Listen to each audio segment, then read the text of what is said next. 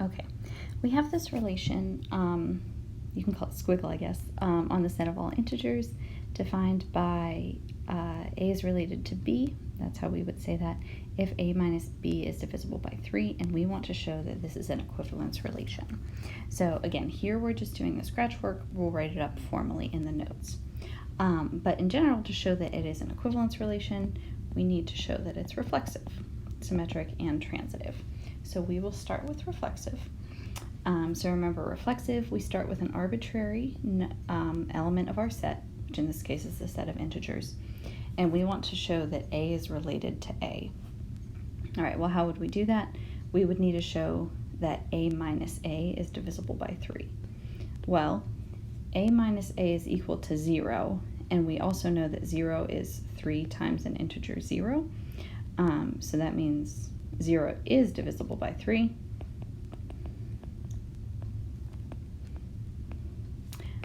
And thus we can say that a is related to a, so this relation is reflexive. Moving on to symmetric. For this, we start with 2 integers, a and b, which are in the set, and we assume that a is related to b. Well, what does that mean? A is related to b means that a minus b is divisible by 3. All right, and we just defined what it means to be divisible by 3. That means there exists an integer k such that, well, I think I used j in the notes. It doesn't really matter, but such that a minus b is equal to 3 times j. All right, and what we're trying to show is that b is related to a, or in other words, that b minus a is divisible by 3. Well, how can we get from this part that we know is true to b minus a? Well, we could simply take this equation and multiply by -1 on both sides. Okay, so the reason that I want to do that you'll see in just a minute. But if we do -1 times a minus b, that would be equal to -1 times 3j. All right, well, what is -1 times a minus b? That would be negative a, and if we distribute the negative, that would be plus b. And then on the right-hand side, I'm going to rewrite that as 3 times negative j. Now, we're allowed to multiply numbers in any order, so that's a perfectly valid thing to do. On the left-hand side over here, instead of writing negative a plus b, I would like that to be b minus a, which again is the same thing because we're adding those numbers.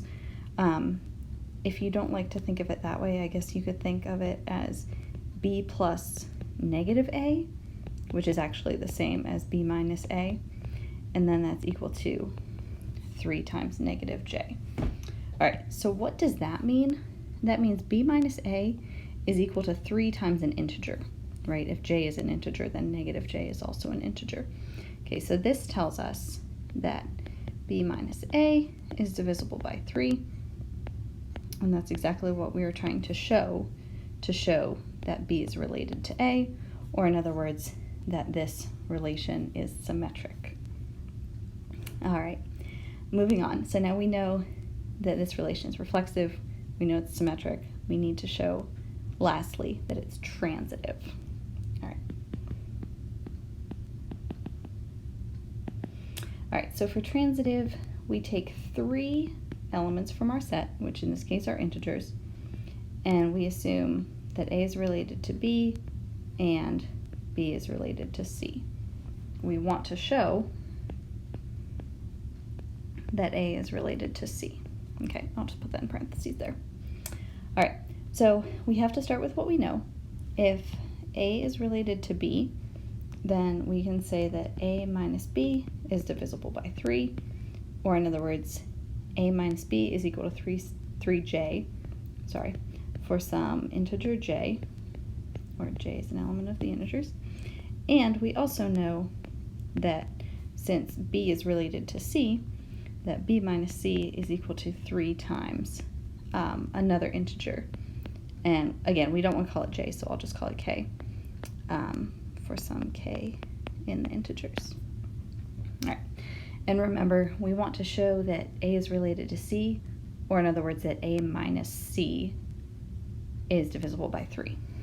So going from what we have, we need to have an equation that has both A and C in it. So why don't we take this equation and this equation and just add them together? All right, so if we do that, so I'm going to add the left-hand sides and then the right-hand sides. All right, so A minus B goes here, B minus C goes here, and then likewise 3J and 3K. So that's a perfectly legitimate thing to do, adding equations together. Why did I want to do that is the better question. Well, if we erase the parentheses here, we're adding, so we don't really need them. That makes it a little bit easier to look at. But if we do that, you can see that the negative b and the plus b are going to cancel each other out. So on the left-hand side, we have it just a minus c. And now on the right-hand side, if we factor out a 3, we're left with j plus k. Now, since j and k are both integers, then clearly their sum, j plus k, is an integer. So what does this mean? This means a minus c is actually divisible by 3. A minus c is divisible by 3. Thus, we can say that A is related to C, meaning that our relation is transitive. All right, so now we've showed that our relation is reflexive, symmetric, and transitive, meaning it is an equivalence relation. Now we need to write down all these ideas in a formal proof.